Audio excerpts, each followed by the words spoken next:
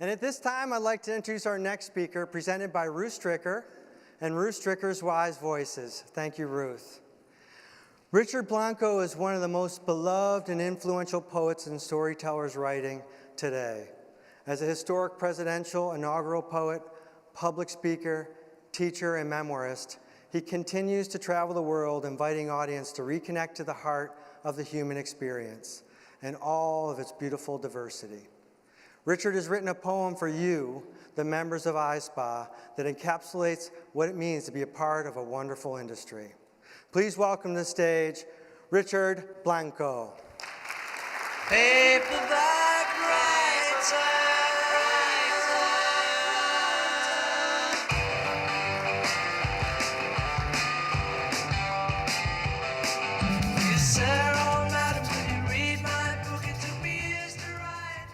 Good morning, everyone. Buenos dias. Everybody seems pretty ignited already, I see.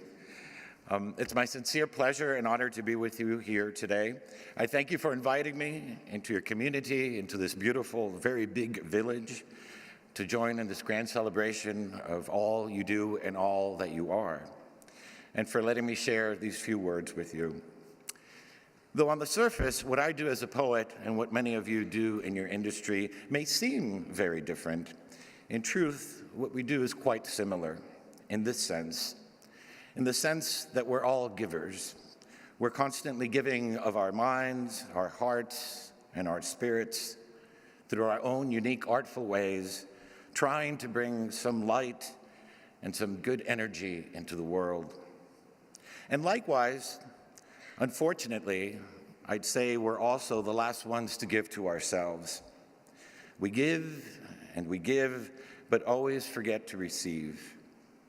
Because in a way, it is harder to receive than it is to give, especially for those who are used to giving first, because we must make ourselves vulnerable, and that can be difficult. But ironically, I think as we all know, in order for us to keep giving, we do need to replenish ourselves. We need to take care of ourselves so that we can take care of others. We need to heal ourselves so that we can keep helping others heal. We need to empower ourselves in order to help others empower themselves. And we need to ignite ourselves in order to ignite others. In that spirit and in inspiration is what this poem is all about. Especially for you and for this conference, it's meant to ignite, to rekindle that true self within us, that part of ourselves that we often don't pay attention to enough, that self we need to pamper a little more and more often. So before I begin, I ask you to cross your hands against your chest very gently, maybe just rest them on your lap, and just hold yourself. Hold that space that is you. Close your eyes or your gaze. Quiet your mind and connect to that voice within you. That voice that is your truest self. That voice that is among the voices of those we have lost here in Vegas, around the world, and in the industry. That voice that has been with you forever, since you were a child, fully present in all your joy and imagination and fascination.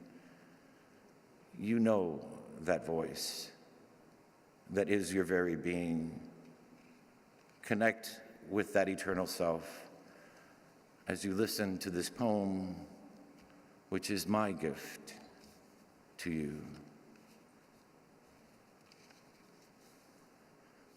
Ignite the self who loves you the most. Like far too many mornings, you probably woke up today with a stranger who is you, the self you haven't loved enough, but who's always loved you more than enough. The one you ignore too often, but who's always there in the murmur of your every breath, even when you're not listening. The invisible arms of the one who holds your soul, no matter how much you may resist that embrace. The self who remembers the dreams you've given up to the darkness and would redeem them for you in a minute in full color if you'd only trust yourself. The one who draws in dawn's light so you can soothe the worry in your bones and burdened blood that you keep living with, though you do have a choice. The self who calls you to rise like a songbird, sing your truth, though too often you remain mute with fear. The face of the one you hide behind your own face, not daring to stare into the mirror, see straight to the self who does dare to believe in you, wanting you to erase all doubt in your eyes as you brush your hair for the day.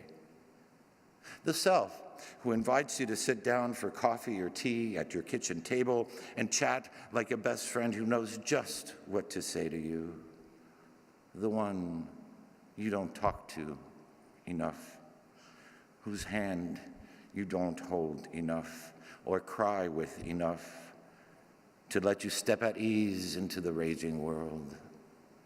The self on your way to work who tempts you to turn off the radio, tune your noisy thoughts into a melody, but who also longs for you to sing out loud to a favorite song like a prayer. The one who sees poetry in the clouds like a symphony in the distance, sees the pines like giant angels pointing toward heaven, who sees your life like the road stretched before you 1 mile at a time.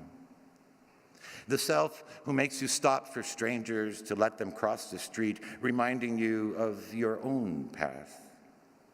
The one you don't thank enough for teaching you how to give, as rain gives to a river, as mountains give way to dust, as waves give to shore.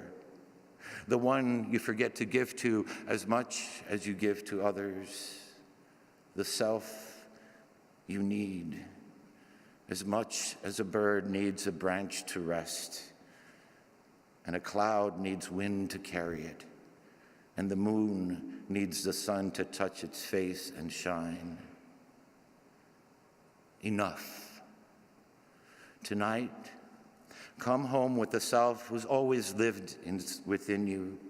Greet yourself at your door. Let yourself in. Pour wine. Break bread. Write in your journal. Forgive yourself as you've forgiven others. Dance again with the one who's always been your perfect partner. Page through old photos and remember the self who's known all your joys and sorrows since you were a child.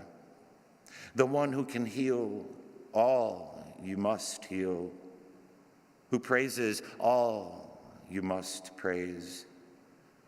Then carry yourself to bed in the arms of the one who is your most loving self. Listen to that pure voice who has always been your guide, your counsel, your lullaby. Fall asleep as one with the one who's always burned within you, as bright and true as all the starlight you catch in your eyes. Thank you.